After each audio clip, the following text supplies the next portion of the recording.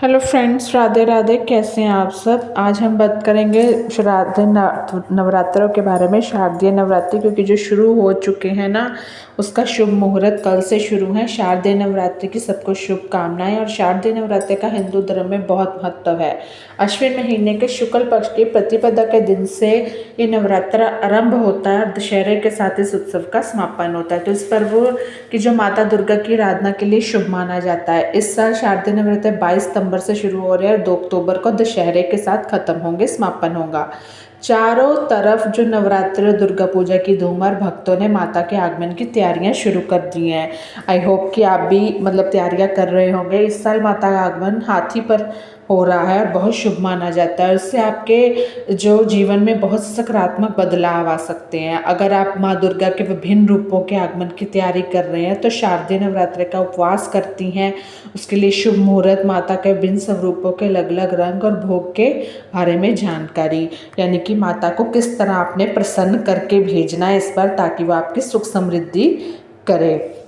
शारदीय नवरात्र की धूम न सिर्फ भक्तों के बीच है बल्कि हर तरफ भक्तों के मन में इतने सवाल है शारदीय नवरात्रि से जुड़े हुए, उनके 9 स्वरूपों के बारे में लोग बहुत ही तैयारियां कर रहे हैं माता के आने की। तो माता हर साल आती है तो हमारे बीच फिर आएगी। अब बात ये करते हैं कि उन 9 दिनों जिन आप पहली बार पूजा कर रहे हो या कहीं पे भी हो आप, तो आपको पूजा सामग्री कैसे करनी है, सब कुछ किस तरह करना है, उसके बारे में। अश्विन मास शुक्ल की प्रतिपदा तिथि का जो आरंभ है 21 सितंबर से रविवार यानी आज से शुरू है, रात्रि 1:23 से हो रहा है। तो अश्विन शुक्ल की प्रतिपदा तिथि का समापन 22 सितंबर सोमवार रात्रि 2:55 पर होगा। तो शारदीय नवरात्रि तो उदय तिथि के अनुसार 22 सितंबर को ही शारदीय नवरात्रि शुरू हो रहे हैं। शारदीय नवरात्रि की पूजा कैसे करें। पूजा से पहले आपको नवरात्रि पूजा की पूरी सामग्री इकट्ठी करने की आवश्यकता होती है। शारदीय नवरात्रि की पूजा विधि मुख्य रूप से कलश स्थापना होती है। कलश स्थापना के लिए आपको एक प्याले की जरूरत होती है जिसमें आप जौ उगा सकते हैं। प्याले में मिट्टी भरे, उसमें जौ डाले, उसके ऊपर एक कलश रखे जिसमें जल भरे, उसके भीतर एक सिक्का रखे, कलश पे मूली का कलावा बांधे और आम के 5 पत्ते रखे, ऊपर से नारियल रखे। नारियल में लाल चुन्नी लपेट के उसके अंदर एक सिक्का भी रखना होता है, कलावा बांधे। ठीक, कलश के पास अखंड ज्योति जलाना शुभ माना जाता है। तो आप अगर कलावा बांधकर अखंड ज्योति की बाती तैयार करती हैं तो बहुत शुभ होता है। तो यानी कि जो मूली होती है वो शुभ होती है माता की दीपक जगाने में। और ये पूरे 9 दिन आपको प्रज्वलित रहती है। आप पूजन शुरू करने से पहले घर के मंदिर को अच्छी तरह से सफाई भी करनी है, सभी मूर्तियों को स्नान कराना है, गंगा जल छिड़कना है, फिर नए वस्त्र पहनाने हैं माता को, सभी मूर्तियों को, और एक चौकी में लाल या पीला कपड़ा बिछाना है, उसमें माता दुर्गा की मूर्ति स्थापित करनी है।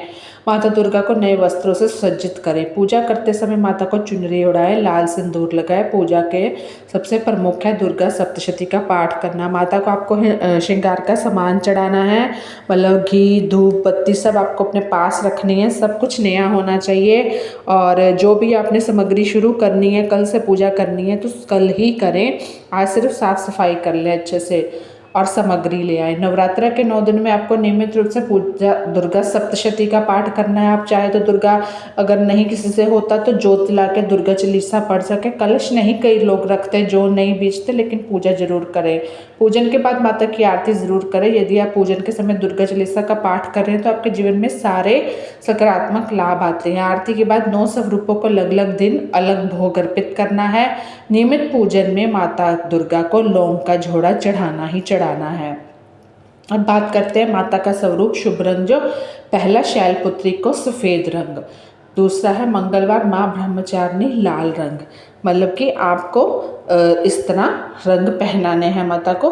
बुधवार माँ चंद्रघंटा रॉयल ब्लू, बृहस्पतिवार माँ चंद्रघंटा रॉयल ब्लू, शुक्रवार माँ कुष्मांडा पीला रंग, शनिवार माँ स्कंद माता गहरा हरा, रविवार माँ कात्यायनी स्लेटी रंग, सोमवार माँ कालरात्रि नारंगी रंग और माँ गौरी पीकॉक ग्रीन हरा रंग, और 1 अक्टूबर को माँ सिद्धिदात्री गुलाबी रंग आपको पहनना शुभ है। तो इस तरह आपने शुभ करके भोग लगाना है माँ को।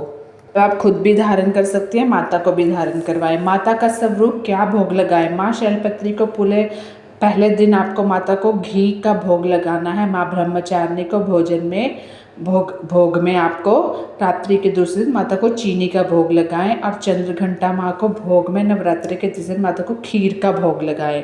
कुष्मांडा माँ को भोग में रात्रि में चौथे दिन माता को मालपुए का भोग लगाएं। स्कंद माता को भोग में 5वें दिन केले का भोग लगाएं। माँ कात्यायनी को छठे दिन माँ को शहद का भोग लगाएं। और काल रात्रि को भोग में रात्रि को जो माता को भोग लगना, नवरात्रि के 7वें दिन माता को गुड़ का भोग लगाना है। महागौरी का भोग नवरात्रि के 8वें दिन माता को नारियल का भोग लगाना है।